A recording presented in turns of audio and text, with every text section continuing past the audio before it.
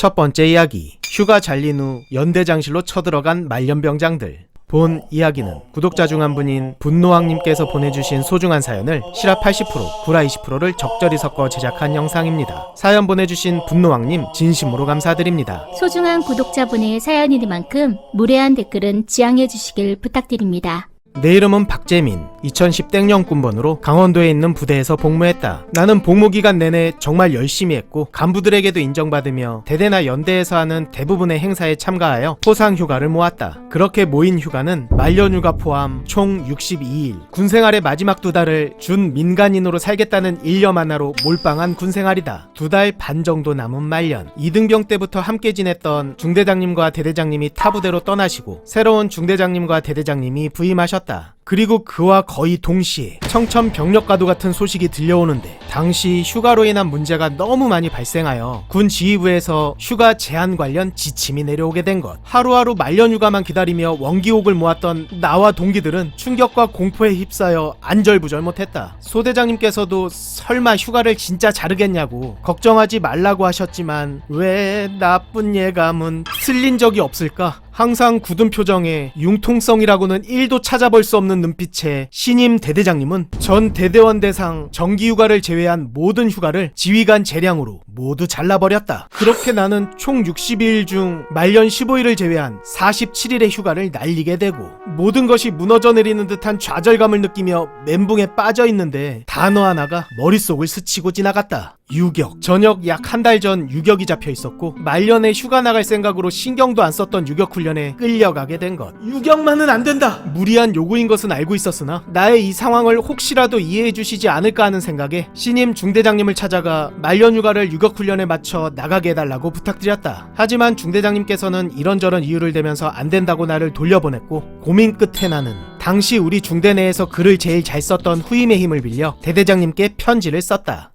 존경하는 대대장님으로 시작. 자세히 기억은 안 나지만 지금까지 얼마나 군생활을 열심히 했고 피땀 흘려 귀하게 모은 47일을 날림으로 인해 유격까지 끌려가게 된 부당함을 차마 눈물 없이 볼 수 없을 정도로 구구절절하게 때려박았다. 그렇게 정성을 다해 적은 편지를 들고 대대장실로 찾아가 전달해드렸는데 몇십 초도 안 읽어보시고는 유격 훈련을 빼주는 건 내 권한이 아니야. 딱 이 말씀을 끝으로 돌아가라고 하셨다. 중대로 돌아가는 길. 안 그래도 허공으로 사라진 포상휴가 때문에 이미 반쯤 미쳐 있었는데 이때까지 묵묵히 열심히 했던 군생활에 대한 회의감과 군대에 대한 반감 등 모든 게 밀려오며 나는 폭주하기 시작했다. 나와 비슷하게 억울한 처지에 놓여있던 동기들 몇 명도 이런 나와 함께 폭주했고 진짜 갈 때까지 가자는 생각으로 우리는 패기롭게 연대장실로 직행했다. 우리 부대는 규모가 커서 위병소 안에 대대와 연대본부가 같이 위치했기에 대대를 벗어날 일이 있으면 지통실에 있는 명부에 이름을 적고 가야 했다. 하지만 당시 미쳐있었던 우리들은 명부 작성도 생략하고 연대본부로 직행했다. 마침 연대장실에 연대장님께서 계셨고 다짜고짜 면담을 요청한 우리를 보시고는 한없이 인자한 미소로 반겨주셨다. 왠지 모를 평온함까지 느껴질 정도. 몇 마디 이런저런 가벼운 이야기를 하시던 연대장님께서는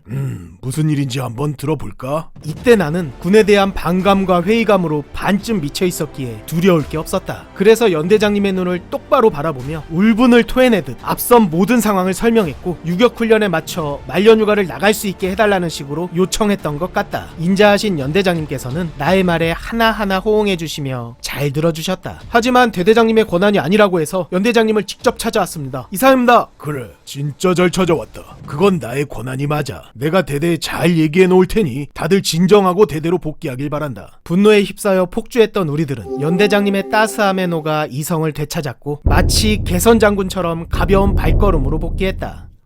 하지만 인자했던 연대장님의 표정, 반응과는 완전히 반대로 대대는 난리 수준을 넘어서 아주 뒤집혀 있었다. 대대 간부들이 우리를 에워싸고 왜 연대에 갔냐고 질타를 쏟아내는데 우와, 정말 쌀벌했다. 그리고 대대를 이탈할 때 명부에 적지 않고 간 것을 문제 삼아 보고 없이 부대 밖으로 나갔기에 영창을 보내야 한다는 식으로 몰아붙였다. 졸지에 우리는 탈영병에 준하는 죄인이 되었고 이 일을 주도한 나는 동기들에게 미안한 마음이 들었다. 우여곡절 끝에 결국 영창은 가지 않았지만 연대장님도 어떤 조처를 해준 것이 없었기에 한 달 후 우리는 유격훈련을 받게 되었다. 조교들도 우리의 소문을 들었는지 번호를 확인하고는 최대한 터치하지 않았다. 불쌍했나 보다. 그렇게 유격을 다녀온 후 말년휴가 가기 전 연대장님께서 나와 동기들을 호출하셨다. 그때와 똑같이 인자한 얼굴. 너희의 요청을 들어주지 못해 미안하다. 그 자리에서 내가 거절했다면 사단장님에게까지 찾아갈 기세여서 그럴 수밖에 없었다. 하긴 다들 눈이 뒤집혀서 연대장님이 안 된다고 했으면 사단장님께 직통전화라도 했을 것이다. 너희에게 휴가가 어떤 의미인지 잘 알고 있다. 그래서 징계하지 않았던 거고 군에서 잘한 만큼 다들 밖에서도 잘해 나갈 거라 믿는다. 시간이 지난 지금 생각하면 아찔하다. 억울하다고 연대장실로 쳐들어가다니. 군생활 동안 포상휴가 한 번도 안 나가고 모은 휴가 전부를 날리게 되니 정말 배는 게 없었던 것 같다. 만약 사단장님께 휴가 잘렸으니 유격훈련 빼달라고 전화했다면 우린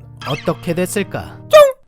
두 번째 이야기, 에이스 말년병장의 휴가를 자른 행복안의 최후. 본 이야기는 구독자 중 한 분인 전능심 토르님께서 보내주신 소중한 사연을 실화 80%, 구라 20%를 적절히 섞어 제작한 영상입니다. 사연 보내주신 전능심 토르님 진심으로 감사드립니다. 내 이름은 이승훈, 2002 땡영군번으로 경기도에서 포병으로 복무했고 이곳에서 만난 내 맞서님 이야기를 해보려 한다. 내 맞서님은 187cm의 키에 95kg 정도의 단단한 체격, 복싱 선수를 꿈꾸다 안압에 이상이 생겨 그만둔 후 공부 열심히 해서 대학에 입학. 나와 한 살 차이지만 참 배울 점이 많은 형이었다. 맞서님은 낙천적인 성격으로 모든 작업과 업무에 솔선수범, 선임과 간부들에게는 빠릿빠릿한 FM의 모습을 보였고 나를 비롯한 후임에게는 강요하지 않고 편하게 대해주는 스타일. 내가 짬찌일 때 생활관에 병장만 4명이었거든. 그때 병장에게 시달린 게 많아서 나는 절대로 그런 짓 안 할 거야. 심지어 상말, 분대장 때도 걸레 빨고 침상을 탔다. 당시 우리 포반에서는 에이스에게만 병사 포반장을 시켰는데 맞서님을 병사 포반장으로 임명. 특급 전사는 물론 여단과 사단의 교육에서도 빠짐없이 상 받으며 착실하게 휴가를 적립했다. 당시 팬데믹 시국이라는 특수성으로 인해 자가 전역이라는 것이 있었는데 휴가를 쓰지 못한 병사들의 경우 예정보다 짧게는 한 달, 길게는 2달 정도 먼저 집에 가는 제도. 참고로 맞서님은 말년휴가 포함 80일이나 되었다. 저녁일이 다가오자 괜히 마지막에 다 쓰면 눈치 보인다면서 부대의 사정을 배려하여 일주일 정도 미리 쓰는 맞서님. 하지만 평소 넘치는 배려심이 문제였을까? 일주일 휴가를 다녀온 맞서님이 복귀한 다음날 행정실에서 갑자기 맞서님의 절규에 가까운 고함이 들렸다. 그 소리에 놀라 행정실에 가보니 울먹거리는 맞서님과 그런 맞서님을 나무라는 행복안이 보였다. 사건의 전말은 이랬다. 당시 본부 행복안이 부대 인원들의 휴가 관리를 제대로 하지 못해 많은 인원이 단체로 원기옥을 써 인원에 펑크가 나게 되었다. 그래서 실제 인원은 5명인데 전산상 10명으로 꾸몄다가 걸렸고 극대노한 대대장님은 원사 진이었던 본부 행복안을 징계하게 된다. 우리 포대에서도 원기옥을 모으는 병사들이 많았고 이런 상황에 위기감을 느낀 우리 행복안은 선두타자로 이타심 많은 만만한 맞서님의 휴가를 잘랐고 그 후 줄줄이 병사들의 휴가를 자를 계획이었던 것 같다. 휴가 다녀온 후 그 사실을 알게 된 맞서님은 그 길로 행정실로 직행하여 행복안에게 따지다 고함을 지른 것. 간부들과 후임들이 무슨 일인가 싶어 다들 몰려들었고 그 와중에 행복안은 육군 규정에 의하면 이러저러한 게 있는데 그 규정에 근거해서 자른 거야 라고 소리 지르며 맞서님을 나무라고 있었다. 제가 예정대로 나가면 그 다음날이 무슨 날인지 아십니까? 제 어머니 생신입니다.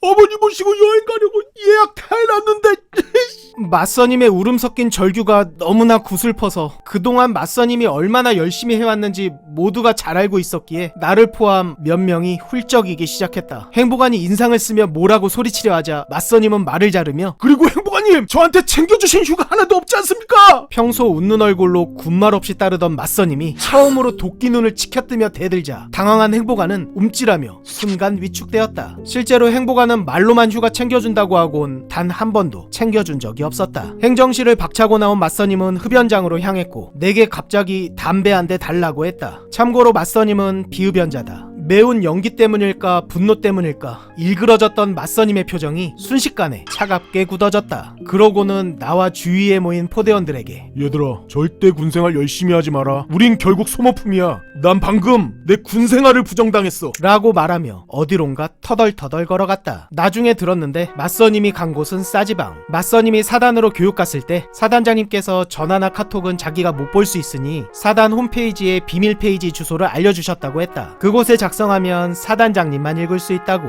맞선임은 비밀 페이지에 부당함에 대한 글을 쓴 후 그 내용을 복사하여 신문기자인 친척형과 국가기관 요직에 근무하시는 친척 어른에게 메일로 보냈다. 다음날 행정실에서 나온 맞선임은 만면에 미소를 짓고 있었다. 이전에 빠릿빠릿한 군생활과는 다르게 3일 정도 한량 생활하던 맞선임은 원래 계획한 날에 휴가를 출발했고 자가 전역하게 된다. 행보관은 얼마 안 되어 전출을 가게 됐으며 그 이후의 상황은 아무도 모른다. 전역 후 지금도 종종 만나 술안주 삼아 당시 상황을 떠올리곤 한다. 물론 덩치에 안 맞게 울었던 맞선임 형을 놀리는 쪽으로.